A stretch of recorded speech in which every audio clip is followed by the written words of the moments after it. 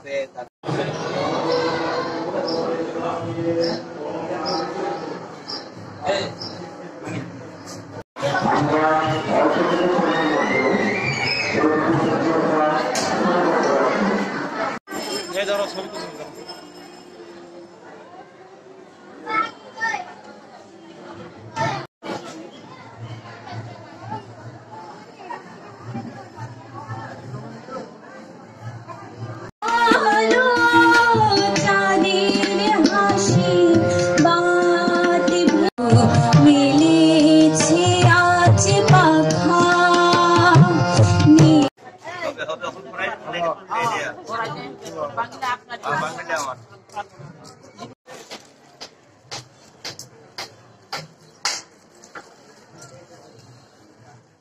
আমি সবাইকে আহ্বান জানাচ্ছি অত্যন্ত সুন্দর এবং উৎসব মুখর আমেজে এই দুর্গাপূজা সম্পন্ন করার জন্য, এবং দুর্গাপূজার পরেও যাতে যে কয়েকদিন ছুটি আছে তারা তাদের পরিবারের সাথে সময় কাটিয়ে তাদের নিজ নিজ কর্মস্থল বা শিক্ষা প্রতিষ্ঠানে ব্যাক করতে পারে সেই আশা করছি।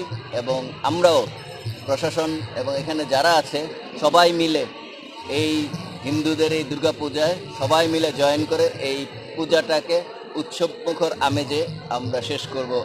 সবাইকে শুভেচ্ছা জানাচ্ছি শারদীয় দুর্গাপূজার।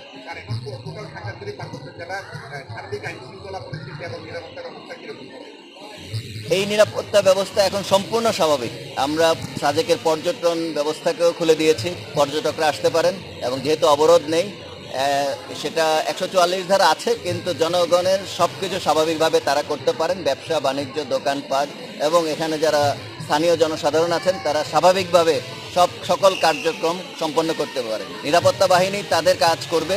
নিরাপত্তা বাহিনী দায়িত্বই হচ্ছে জনগণের সেবা করা এবং জনগণকে নিরাপত্তা দেয়া। সেই কাজটি নিরাপত্তা বাহিনী করছে।